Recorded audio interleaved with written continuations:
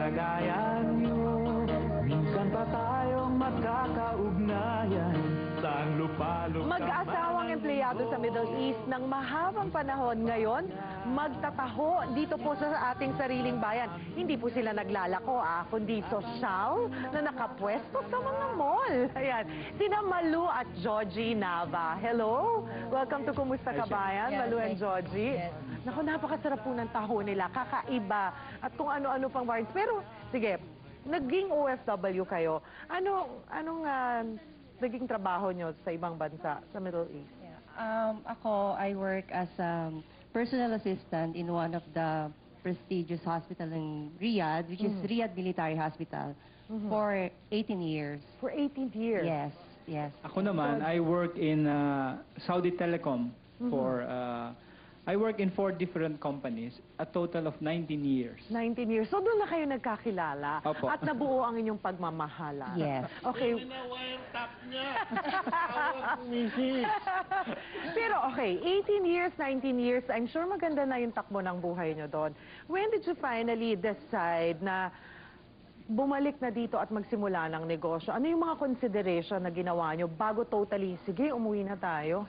Actually, kami, yung sinasabi nga nila kanina, iba yung nangyari sa amin because it was really abrupt. Yung walang plano, no anything. Because I experienced 1991 Gulf War.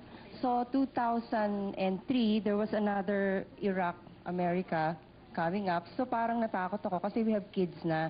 And besides, we really wanted na to resettle kasi it's not really permanent eh. Kailan pa, pag matanda na, ayoko rin ganon. So, with the little money that we have, sabi ko, sige, mahilig kasi kami mag-business. Sa hilig Riyadh, natin talaga. Sa Riyadh, Hobby namin ang business. I mean, pag nagbabakasyon kami sa Pilipinas, sa Amerika, I'll see to it na meron akong dala pang benta para makabawi ng konti. Pangkalakal. Pangkalakal. Sininitan niyo ako ni Mel na nasunog yung 1 milyon. Ako sinusugal ko 1 milyon. Sila, hinahabi lang nila. Hinahabi. Okay, pag-uwi dito, siguro it wasn't easy kasi talagang hindi nyo alam yung dad. Paano kayo napasok sa taho? Sino ang nakapag-isip ng taho? Of all businesses, why taho? Okay, initially, we had a partner who owns a factory. Talagang maganda yung factory nila. And I really like the quality of the soy-based product that they have. So, Georgie conceptualized the cart. Kasi ako, I'm really amazed with the food cart sa mga mall. Sabi ko, I wanted to franchise. Sabi ni Georgie, no, mag-ano tayo sarili natin. Yeah, it's better to do it ourselves Yeah. kasi you pay franchise fee and all and you don't know the business. So, ang ginawa namin, we went around the south, north, hinanap namin yung katulad. Yung itsura ng taho.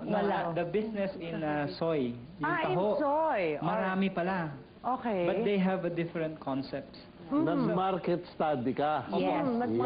You have to do that. Pag-aralan ninyo yung bakura ninyo, barangay nyo, dahil baka magtatayo kayong bakery, 25 kayo. Hindi lang pumasok ng basta-basta. Yeah, and tikman mo yung competition and know their prices. You have to do that. And kasi that time, may edge na kami kasi yung partner factory owner, naka-OFW rin before, nandun na sila sa business, so natulungan nila talaga kami. Naiintindihan nyo na may kaalaman na kayo. Gaano nyo katagal to pinlano yung pag-aaral na ginawa mo? Georgie, yung pag-iikot yung dalawa ni Malu, tapos yung when you decided na ito na yung gusto nyong business talaga. If you really, your mind is into it, talagang desidido ka, it doesn't need a long time. In fact, ang ginawa namin was like less than a month. October, Iniikot namin. Yeah. Trail around. And... Sabi mo, nung Sige, to. nagka-idea ka ba kung magkano potential ng negosyo niya? A little, kasi we were, parang- I really want sana to franchise another. Hindi, may idea kayo magkano ang potential. Actually, what I was after was, gusto ko makakabuhay ng pamilya. I did not set a price to it. So, ang idea, ang concept ko was, hindi magkano, but how far can this go? Yeah, So, yung- since time immemorial, may taho na. Mamamatay na tayong lahat, may taho pa rin. So, yung ganun. Inasyon mo na lang na yung merkado niyan, tuloy-tuloy yan. Opo, yan ang... And we saw one company na 9 years na siya ngayon.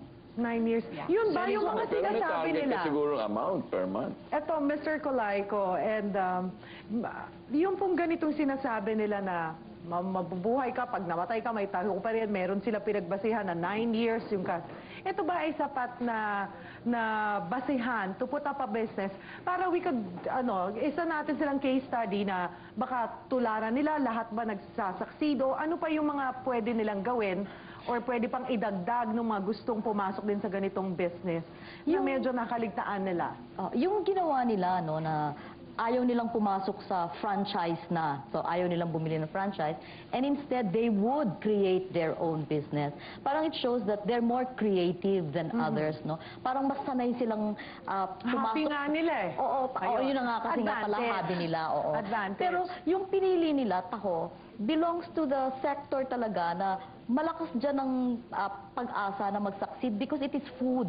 Pag tinatanong kami na ano ba yung dapat pasukan, aside from saying, ano ba yung hilig mo, ano ba yung galing mo, sinasabi namin, generally, food, pag pumasok ka dyan, malaki ang chance mong mag-succeed because yun na nga, ang tao, kahit anong nangyayari sa mundo, kumakain. Pero sandali, Mel, ano? Kasi ito medyo may pagkasosi yung kanyang presentasyon. Ay, yung dating, oo. Baka naman sa SBME, pag ako'y dumating doon, sabi ko, Mel, gusto ko kasi maglako ng taho doon sa amin. Ito yung aking gamit. Baka sabihin nyo, nako, kompetensya mo dyan, ilang libo, hindi ka na yung mapapautang. Hindi, yung sinasabi mo, hindi saucy na ganito, but yung hindi social. the traditional na yung bit-bit niya no, sa neighborhood. Siguro yun, ang kakailanganin lang niya ay maliit na halaga, siguro mga 10,000. So yan. Wala na nun. Wala na ba? Wala na, lalagyan pa lang nun eh. Okay. 20,000 na. Kasi yung minimum loan, Magkano ba inabot sa ganyang I was gonna ask, ito, titikman ko habang talaga kumain na naman. Kami rin ba? Nakakahalata ako. Magkano ang Tito, you will be kapital? surprised, ano? The whole business, we probably reach 1 million already. oh nako. Because Kaya we nga have food cards, 3 cards, in different... Tanong lang muna. Hindi. Ibig sabihin nyo, isang franchise na ganyan. Hindi pa sila nagpa-franchise. We're going to start actually, Oh. siguro early, this month, starting this month, we'll accept applications Baka na bilisan mo naman yung application ko. Hindi, pero magkano tumatakbo yan sa palagay? 250,000 all in. The franchise. Everything. Kita mo Ano lang. ang balik niyan? Ano ang balik? Ang It balik, really depends on on the the location. Eh, pero assuming. Well, for example, we had this place in Robinsons. In 3 months, yung aming in-invest. May tiga-BIR dito, Nabalik na. Opo. Question lang. The operation, kailangan you have to be consistent. So, we waited for gusto namin 1-year cycle bago namin i-franchise. Tama. Oo, tama.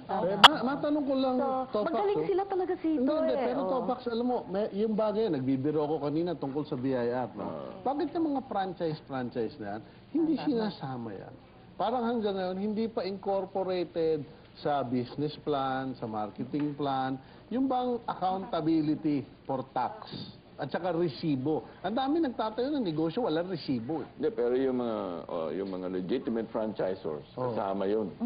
Kasama sa manual of operation. Legitimate. Kasama. Yeah, Mr. Cito, Proper just to add, Oh. it's very important na kailangan you start the right way. Because Correct. you will never succeed if you don't start the right way. Right, Always right. register properly, receive you, pay your taxes, no matter what it is. Huwag masyadong shortcut Meron ako ng tatanong, shortcut. hindi ko Pero nadinig At saka kanina. kung hindi, araw-arawin kayo nung tiga-munisipyo humingi ng libreng taho. Ay, nako. Eto na, mamaya bibigyan ko kayo ng libreng taho. Napakasar, may natade ko. ay, sandali. Pero maraming salamat, Malu and Georgie, Thank you and very good much. luck Thank you. sa inyong business. Sito, tigisan na tayo ng franchise. Pero dito muna ako.